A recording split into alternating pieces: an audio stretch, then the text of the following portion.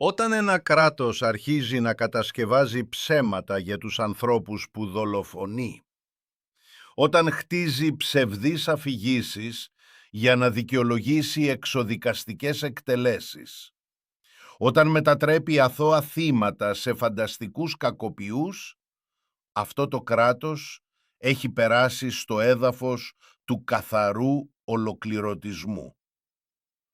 Και αυτό ακριβώς είναι που μόλις γίναμε μάρτυρες τις τελευταίες ώρες, μετά την δολοφονία ενός άνδρα 37 ετών στη Μινεάπολη. Τώρα ξέρουμε το όνομά του. Ονομαζόταν Άλεξ Τζέι Πρέι. Ήταν νοσηλευτής εντατικής θεραπείας στο νοσοκομείο βετεράνων.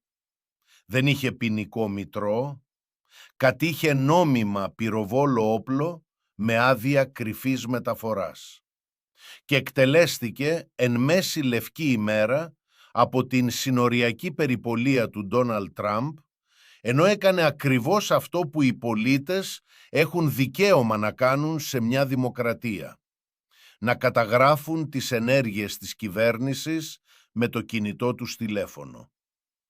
Και για όσους παρακολουθούν από την Ελλάδα, αυτό που συμβαίνει στην Αμερική σήμερα είναι μάθημα για όλες τις δημοκρατίες, συμπεριλαμβανομένης της δικής μας. Οι πληροφορίες που αναδύονται για τον Άλεξ Πρέι καταστρέφουν κάθε κομμάτι της αφήγησης που το καθεστώς Τραμπ προσπαθεί να κατασκευάσει.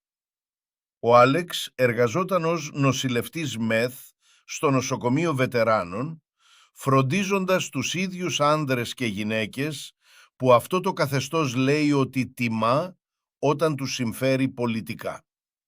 Οι συνάδελφοί του τον περιγράφουν ως καλό και ευγενικό άνθρωπο που ζούσε για να βοηθάει άλλους. Ο Δημήτρης Ιακώνα, ένας γιατρός που δούλευε με τον Άλεξ, δημοσίευσε έναν συγκλονιστικό φόρο τιμής. Είπε ότι ο Άλεξ ήταν συνάδελφός του στο νοσοκομείο βετεράνων, ότι τον είχαν προσλάβει για να στρατολογήσει για μια κλινική δοκιμή που τελικά τον έκανε νοσηλευτή εντατικής θεραπείας. Είπε ότι του άρεσε να δουλεύει μαζί του, ότι ήταν καλός και ευγενικός άνθρωπος και ότι οι μπάτσοι τον εκτέλεσαν. Περιέγραψε πώς συνήθιζαν να κουβεντιάζουν μεταξύ ασθενών για το να βγουν για ποδηλασία βουνού μαζί.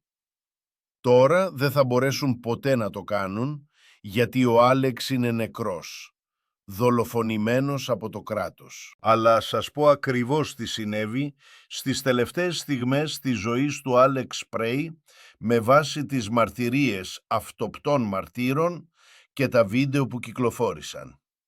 Ο Άλεξ βρισκόταν στους δρόμους της Μινεάπολης, καταγράφοντας με το κινητό του τηλέφωνο τις ενέργειες του ICE και της συνοριακής περιπολίας, καθώς τρομοκρατούσαν κοινότητες. Είχε πυροβόλο όπλο με νόμιμη άδεια κρυφής μεταφοράς, κάτι που είναι εντελώς νόμιμο στη Μινεσότα και κάτι που οι Ρεπουμπλικανοί υποτίθεται ότι υπερασπίζονται φανατικά ως ιερό συνταγματικό δικαίωμα. Πράκτορες της συνοριακής περιπολίας τον πλησίασαν, τον χτύπησαν, τον ξυλοκόπησαν, χρησιμοποίησαν τα όπλα τους σαν ρόπαλα ενάντια στο σώμα του. Τον έριξαν στο έδαφος. Ενώ ήταν στο έδαφος, προφανώς τον ψέκασαν με σπρέι πιπεριού. Τον χτύπησαν επανειλημμένα και μετά του έριξαν μεταξύ 10 και 11 σφαίρες ενάντια σε έναν άνδρα που ήταν στο έδαφος. Έναν άνδρα του οποίου τα χέρια, σύμφωνα με τα βίντεο, φαίνονταν να είναι άδεια ή να κρατούν ένα κινητό τηλέφωνο. Alex J. Prey, πείτε το όνομά του. Renee Nicole Good, πείτε το όνομά της. Γιατί αυτό το καθεστώς θέλει να ξεχάσουμε. Θέλει αυτοί οι θάνατοι να γίνουν ανώνυμα στατιστικά στοιχεία.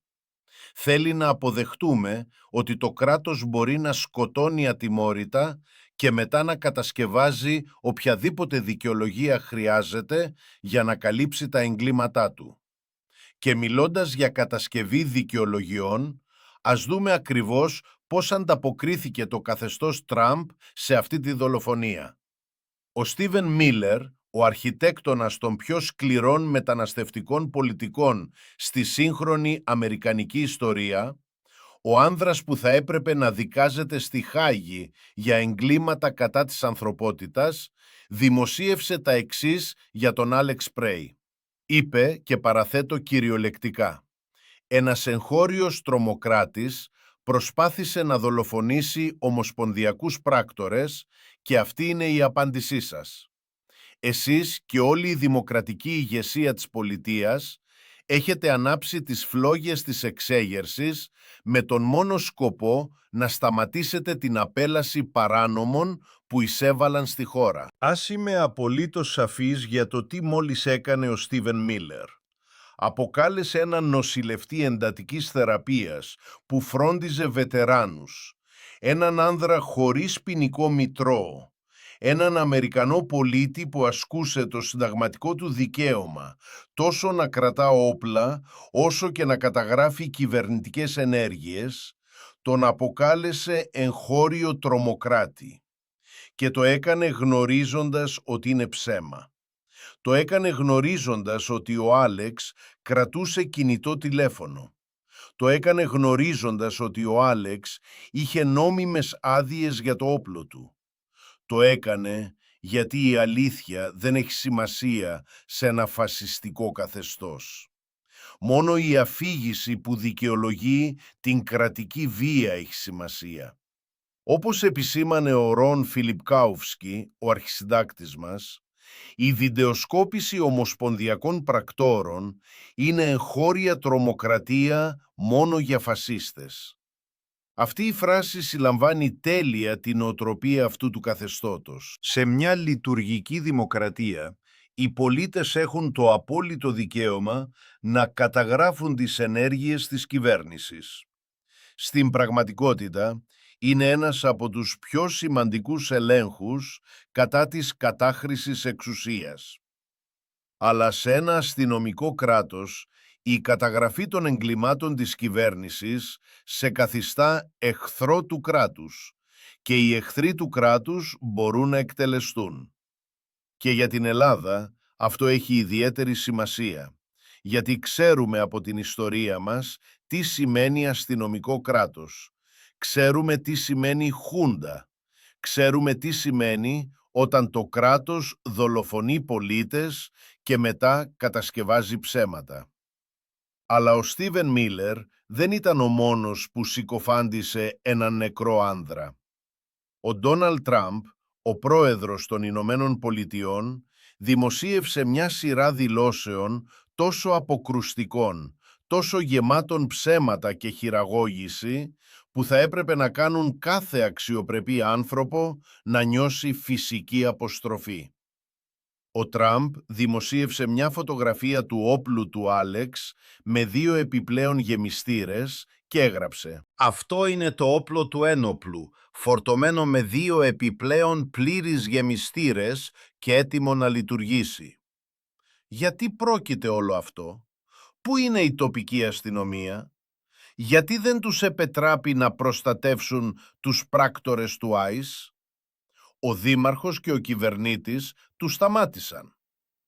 Ας αναλύσουμε αυτή τη δήλωση στρώμα προς στρώμα, γιατί κάθε πρόταση είναι ψέμα ή παραμόρφωση. Πρώτον, το να αποκαλεί τον Άλεξ Πρέι ένοπλο όταν είχε νόμιμη άδεια για όπλα είναι σκόπιμη χειραγώγηση της γλώσσας. Δεύτερον, το να δείχνει ότι είχε επιπλέον γεμιστήρες ως απόδειξη κακόβουλων προφέσεων είναι παράλογο όταν εκατομμύρια Αμερικανοί κρατούν νόμιμα επιπλέον πυρομαχικά κάθε μέρα. Τρίτον, ο ισχυρισμός ότι η τοπική αστυνομία εμποδίστηκε να προστατεύσει το ICE είναι πλήρης αντιστροφή της πραγματικότητας. Η αλήθεια είναι ότι το ICE εμπόδισε την αστυνομία της Μινεάπολης να ασφαλίσει το σημείο του εγκλήματος. Ο αρχηγός της αστυνομίας, Μπράιαν Οχάρα, αρνήθηκε ρητά να υπακούσει στις εντολές του ICE να απομακρυνθεί, γιατί ήξερε ότι προσπαθούσαν να συγκαλύψουν μία ανθρωποκτονία. Αλλά ο Τραμπ δεν σταμάτησε εκεί. Συνέχισε με μία συνωμοσιολογική διατριβή λέγοντας: «Γιατί η Ιλχάν Ομάρ έχει 34 εκατομμύρια δολάρια στο λογαριασμό της? Και πού είναι οι δεκάδες δισεκατομμύρια δολάρια που έχουν κλαπεί από την κάποτε σπουδαία πολιτεία της Μινεσότα?» Βλέπετε τι κάνει. Ένας άνδρας μόλις δολοφονήθηκε από ομοσπονδιακούς πράκτορες και ο Τραμπ προσπαθεί να αλλάξει το θέμα σε αβάσιμες συνωμοσιολογικές θεωρίες για κλεμμένα χρήματα και μαζική απάτη. Αυτή είναι κλασική προπαγάνδα αυταρχικού καθεστώτος. Όταν δεν μπορείς να υπερασπιστείς τις πράξεις σου, δημιουργείς περισπασμούς, κατηγορείς τους αντιπάλους σου για φανταστικά εγκλήματα, κατασκευάζεις εσωτερικούς εχθρούς και ελπίζεις ότι οι άνθρωποι θα μπερδευτούν τόσο από όλες τις κατηγορίες που θα χάσουν από τα μάτια το κεντρικό γεγονός. Η κυβέρνησή σου μόλις εκτέλεσε έναν αθώο πολίτη. Ο Τραμπ μετά έχει το θράσος να γράψει: «Πολλά από όσα βλέπετε είναι συγκάλυψη αυτής της κλοπής και απάτης. Ο δήμαρχος και ο κυβερνήτης υποκινούν εξέγερση με την πομπόδη, επικίνδυνη και αλαζονική ρητορική τους». Ακούστε αυτό προσεκτικά. Ένας πρόεδρος των Ηνωμένων Πολιτειών αποκαλεί εξέγερση εκλεγμένους πολιτιακούς αξιωματούχους που προσπαθούν να ερευνήσουν μία ανθρωποκτονία που διέπραξαν ομοσπονδιακοί πράκτορες. Η ηρωνία είναι τόσο πυκνή που θα μπορούσατε να την κόψετε με μαχαίρι. Αυτός είναι ο ίδιος άνδρας που υποκίνησε κυριολεκτική επίθεση κατά του Καπιτολίου των Ηνωμένων Πολιτειών στις 6 Ιανουαρίου 2021. Αλλά τώρα λέει ότι ένας κυβερνήτης που ζητά λογοδοσία για μια δολοφονία είναι εξέγερση. Η δήλωση του Τραμπ καταλήγει με 12.000 βίαιοι παράνομοι ξένοι εγκληματίες συνελήφθησαν και απομακρύνθηκαν από τη Μινεσότα. Αν ήταν ακόμα εκεί, θα βλέπατε κάτι πολύ χειρότερο από αυτό που βλέπετε σήμερα. Αυτό είναι ίσως το πιο αποκαλυπτικό μέρος. Ο Τραμπ παραδέχεται έμεσα ότι αυτό που βλέπουμε είναι φρικτό, αλλά λέει ότι είναι απαραίτητο, ότι χωρίς αυτή τη βία, χωρίς αυτές τις μαζικές επιδρομές, χωρίς αυτόν τον τρόμο, θα συνέβαινε κάτι χειρότερο. Αυτή είναι η λογική κάθε αυταρχικού καθεστώτος στην ιστορία. Ο κρατικός τρόμος δικαιολογείται πάντα ως αναγκαίος για να αποτραπεί κάποιο μεγαλύτερο φανταστικό κακό. Αλλά η πραγματικότητα, όπως τεκμηριώνουν βίντεο και μαρτυρίες, είναι ότι το ICE και η συνοριακή περιπολία μπήκαν σε ειρηνικές κοινότητες της Μινεάπολης και τις τρομοκράτησαν. Δηλητηρίασαν κατοίκους με πράσινο καρκινογόνο αέριο. Πέταξαν σπρέι πιπεριού και χειροβομβίδες κρότου λάμψης. Πυροβόλησαν επανειλημμένα ανθρώπους στα πρόσωπά τους. Ξέριξαν παιδιά 5 ετών από τις οικογένειές τους. Παιδιά που φορούσαν μπλε σκουφάκια λαγουδάκι. Απήγαγαν παιδιά 2 ετών. Αυτό είναι τρομοκρατικό καθεστώς. Και η προσπάθεια του Τραμπ να παρουσιάσει αυτό ως αναγκαίες επιχειρήσεις επιβολής του νόμου είναι αισχρή. Ο Γκρέγκ Μποβίνο, που διευθύνει τη συνοριακή περιπολία, έκανε συνέντευξη τύπου όπου συνέχισε να συκοφαντεί τον Άλεξ Πρέι. Είπε: «Αυτό μοιάζει με κατάσταση όπου το άτομο ήθελε να προκαλέσει μέγιστη ζημιά και να σφαγιάσει τις δυνάμεις επιβολής του νόμου. Σταματήσαμε μια σφαγή». Αυτό είναι ψέμα κατασκευασμένο από το πουθενά. Ο Άλεξ είχε κινητό τηλέφωνο, καταγραφέ. Είχε όπλο με νόμιμη άδεια που προφανώς ήταν στη θήκη του. Δεν υπάρχει καμία απολύτως απόδειξη ότι προσπάθησε να πυροβολήσει κανέναν. Αλλά χρειάζεται αυτή την αφήγηση, γιατί χωρίς αυτήν, αυτό που συνέβη είναι απλώς μια δολοφονία από το κράτος. Αντιπαραβάλλεται αυτή τη συνέντευξη τύπου με αυτή του κυβερνήτη Tim Walz της Μινεσότα. Ο Walz μίλησε για τον Άλεξ ως αυτό που ήταν, έναν κάτοικο της Μινεσότας, 37 ετών, νόμιμο κάτοχο όπλου με άδεια κρυφής μεταφοράς, κάτι που, όπως επισήμανε ο Walz, οι Ρεπουμπλικανοί έχουν κηρύξει για δεκαετίες ότι δεν είναι μόνο δικαίωμα, αλλά καθήκον. Ο Walz είπε: «Όλοι καταλαβαίνουμε τι συνέβη σήμερα το πρωί και την τραγωδία και τα βαθύτατα συλληπιτήριά μου στην οικογένεια ενός κατοίκου της Μινεσότας 37 ετών, ενός νόμιμου κατόχου όπλου με άδεια κρυφής μεταφοράς, κάτι για το οποίο με έχουν κηρύξει οι Ρεπουμπλικανοί για δεκαετίες, όχι μόνο είναι σωστό, είναι το καθήκον σου». Ο Walz συνέχισε κάνοντας μια κρίσιμη διάκριση μεταξύ του πώς η Μινεσότα θέλει να χειριστεί αυτό, εναντίον του πώς το καθεστώς Τραμπ το χειρίζεται. Είπε: «Όλοι καταλαβαίνουμε ότι το ενδεχόμενο να φουντώσουν περαιτέρω οι εντάσεις είναι υψηλό. Και για τους κατοίκους της Μινεσότας υπάρχει διαφορά. Εμείς θέλουμε ηρεμία, ειρήνη και κανονικότητα πίσω στις ζωές μας. Εκείνοι θέλουν χάος». Αυτή η δήλωση είναι βαθιά σημαντική. Ο Walz αναγνωρίζει ότι το καθεστώς Τραμπ θέλει να προκαλέσει βίαιη ανταπόκριση. Θέλουν οι άνθρωποι να ανταποκριθούν με οργή και βία, γιατί αυτό θα τους έδινε τη δικαιολογία για ακόμα πιο σκληρή καταστολή. Αυτή είναι η παγίδα. Ο Walz λέει στους ανθρώπους της Μινεσότας να μην πέσουν σε αυτήν, να διατηρήσουν ειρηνικές διαμαρτυρίες, να καταγράψουν τα πάντα, να χτίσουν αποδείξεις, γιατί αυτές οι αποδείξεις θα χρησιμοποιηθούν τελικά για να διώξουν τους υπεύθυνους. Στην πραγματικότητα ο Walz είπε ρητά: «Οι κάτοικοι της Μινεσότας είναι μάρτυρες και δημιουργούμε αρχείο αποδείξεων για τη μελλοντική δίωξη πρακτόρων του ICE και αξιωματούχων υπεύθυνων για αυτό». Αυτό είναι αξιοσημείωτο, ερχόμενο από κυβερνήτη. Είναι δήλωση ότι αυτή η πολιτεία, η Μινεσότα, τηρεί αρχεία ομοσπονδιακών εγκλημάτων με την πρόθεση να διώξει τελικά ομοσπονδιακούς πράκτορες. Αυτό είναι θεσμική αντίσταση στην πιο καθαρή της μορφή. Και για την Ελλάδα. Ξέρουμε τι σημαίνει θεσμική αντίσταση. Το ζήσαμε επί Χούντας. Το ξέρουμε καλά. Ο Walz εξέφρασε επίσης απιστία για την συμπεριφορά των ομοσπονδιακών δυνάμεων. Σκότωσαν έναν άνδρα, δημιούργησαν χάος, έσπρωξαν διαδηλωτές, πέταξαν αέριο αδιακρίτως και μετά εγκατέλειψαν το σημείο και μας αφήνουν εμάς να καθαρίσουμε.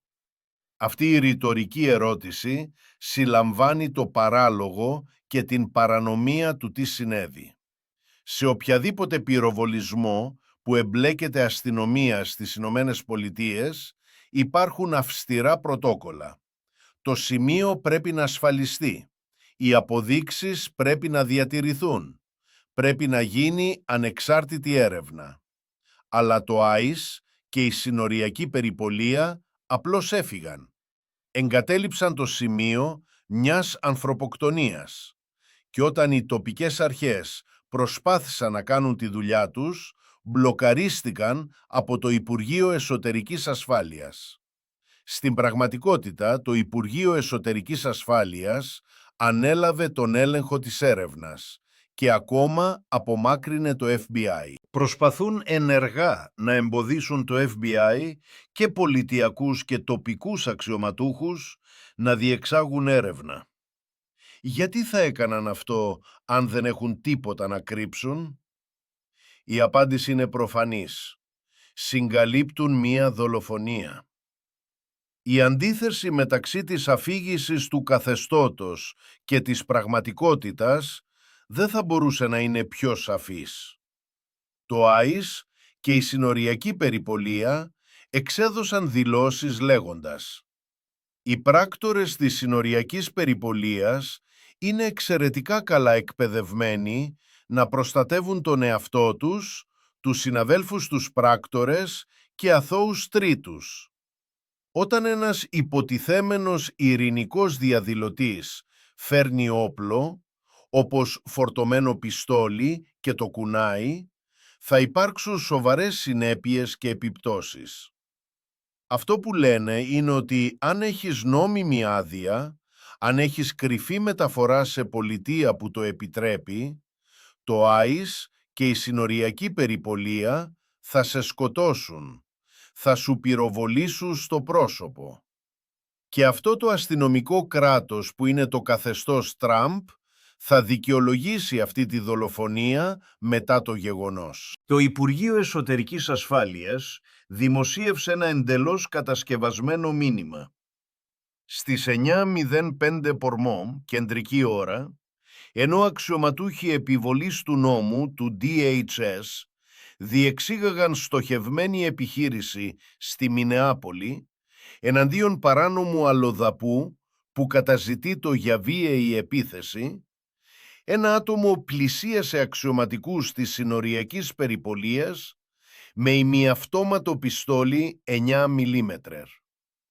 Οι αξιωματικοί προσπάθησαν να αφοπλίσουν τον ύποπτο, αλλά ο ένοπλος ύποπτος αντιστάθηκε βίαια. Ξέρουμε ότι αυτό είναι 100% ψέμα. Με τον ίδιο τρόπο που ψεύτηκαν για τη Ρενέ Νικόλ Γκουντ. Με τον ίδιο τρόπο που συκοφαντούν τους γονείς των μικρών παιδιών Κλόι και Λίαμ που απήγαγαν. Αυτό κάνει αυτό το αυταρχικό φασιστικό καθεστώς κάθε γαμημένη μέρα. Ακόμα και τα κρατικά μέσα του καθεστώτος, το δίκτυο που αυτοαποκαλείται Fox News, λειτουργούσαν με πλήρη ταχύτητα με την προπαγάνδα τους. Επαναλάμβαναν ξανά και ξανά: «Γι' αυτό ψηφίσαμε». Σαν να ψήφισε ο αμερικανικός λαός για να εκτελούνται νοσηλευτές μεθ στους δρόμους επειδή καταγράφουν κυβερνητικές ενέργειες. Σαν να ψήφισε κανείς για να δηλητηριάζονται παιδιά 2 ετών με καρκινογόνες χημικές ουσίες. Και εδώ είναι η πιο κραυγαλαία υποκρισία. Η Κρίστη Νόμ, που τώρα διευθύνει το Υπουργείο Εσωτερικής Ασφάλειας, έκανε ομιλία στο συνέδριο της Εθνικής Ένωσης Όπλων το 2023. Σε αυτή την ομιλία μίλησε με πάθος για τη δεύτερη τροποποίηση. Είπε ότι η δεύτερη τροποποίηση αφορά την αποτροπή, τη διασφάλιση ότι η κυβέρνηση σέβεται τα δικαιώματα και την ελευθερία των πολιτών. Παρέθεσε το Σύνταγμα. Καθώς είναι απαραίτητη μια καλά ρυθμισμένη πολιτοφυλακή για την ασφάλεια ενός ελεύθερου κράτους, το δικαίωμα του λαού να κρατά και να φέρει όπλα δεν θα παραβιαστεί. Αλλά προφανώς, σύμφωνα με αυτό το καθεστώς, αυτά τα δικαιώματα ισχύουν μόνο για ορισμένο τύπο ανθρώπων. Αν είσαι δεξιός ένοπλος διαδηλωτής στο Καπιτόλιο, είναι εντάξει. Αν είσαι νοσηλευτής μεθ που καταγράφει κυβερνητικές καταχρήσεις, είσαι εγχώριος τρομοκράτης που αξίζει να εκτελεστεί. Ο κυβερνήτης Γκάβιν Νιούσομ της Καλιφόρνιας συνέλαβε τη σοβαρότητα αυτής της στιγμής σε μια απλή αλλά ισχυρή ανάρτηση. Βλέπετε τι συμβαίνει στους αμερικανικούς δρόμους. Αυτό είναι αστυνομικό κράτος. Μιλήστε, παρουσιαστείτε, χρησιμοποιήστε τα δικαιώματά σας ειρηνικά. Αυτό είναι ακριβώς σωστό. Αυτό είναι αστυνομικό κράτος. Και η ερώτηση για κάθε Αμερικανό τώρα είναι: τι θα κάνεις γι' αυτό? Γιατί αν το κανονικοποιήσουμε αυτό, αν αποδεχτούμε ότι η κυβέρνηση μπορεί να εκτελεί πολίτες και μετά να κατασκευάζει δικαιολογίες, τότε δεν ζούμε πια σε δημοκρατία. Ζούμε σε δικτατορία με θεατρικές εκλογές. Και για την Ελλάδα, το ξέρουμε αυτό, το ζήσαμε, το πληρώσαμε με αίμα το μάθημα. Τα σενάρια προς τα εμπρός είναι σαφή. Πρώτον, μπορεί να υπάρξει συνεχής κλιμάκωση, περισσότερες δολοφονίες, περισσότερες συγκαλύψεις, περισσότερη καταστολή της διαφωνίας. Αυτός ο δρόμος οδηγεί σε βίαιη αντιπαράθεση που κανείς δεν μπορεί να προβλέψει πώς θα τελειώσει. Δεύτερον, μπορεί να υπάρξει σημείο καμπής, όπου αρκετοί Αμερικανοί πουν «φτάνει», όπου οι διαμαρτυρίες μεγαλώσουν τόσο που το καθεστώς δεν μπορεί να τις συγκρατήσει, όπου πολιτιακοί και τοπικοί αξιωματούχοι αρνηθούν μαζικά να συνεργαστούν με ομοσπονδιακές και νομικές εντολές. Τρίτον, μπορεί να υπάρξει θεσμικός κατακερματισμός, όπου διαφορετικά μέρη της κυβέρνησης στρέφονται το ένα κατά του άλλου, δημιουργώντας συνταγματική κρίση. Τέταρτον, και πιο τρομακτικό, μπορεί να υπάρξει κανονικοποίηση, όπου αυτό απλά γίνεται ο τρόπος που είναι τα πράγματα τώρα. Ο Άλεξ Τζέι Πρέι άξιζε να ζήσει. Άξιζε να επιστρέψει στη δουλειά του φροντίζοντας βετεράνους. Άξιζε να βγει για ποδηλασία βουνού με τους συναδέλφους του. Η οικογένειά του αξίζει δικαιοσύνη. Και όλοι αξίζουμε να ζούμε σε χώρα όπου το κράτος δεν μπορεί να σε δολοφονήσει για την άσκηση των συνταγματικών σου δικαιωμάτων. Η ιστορία μας παρατηρεί και ο καθένας από εμάς θα κριθεί από το τι κάναμε ή δεν κάναμε όταν ο φασισμός ήρθε στους αμερικανικούς δρόμους. Δεν μπορούμε να πούμε ότι δεν ξέραμε. Οι αποδείξεις είναι παντού. Τα βίντεο, οι μαρτυρίες, τα ψέματα του καθεστώτος, όλα είναι τεκμηριωμένα. Η ερώτηση είναι αν θα έχουμε το θάρρος να αντισταθούμε πριν να είναι πολύ αργά. Και από την Ελλάδα, που ξέρουμε τι σημαίνει χούντα, που ξέρουμε τι σημαίνει αστυνομικό κράτος, που πληρώσαμε με αίμα την δημοκρατία μας, στέλνουμε αυτό το μήνυμα. Μην το αφήσετε να κανονικοποιηθεί. Μην το αφήσετε να γίνει φυσιολογικό. Γιατί όταν γίνει φυσιολογικό, είναι πολύ αργά. Άλεξ Τζέι Πρέι. Πείτε το όνομά του. Μην τον ξεχάσετε ποτέ.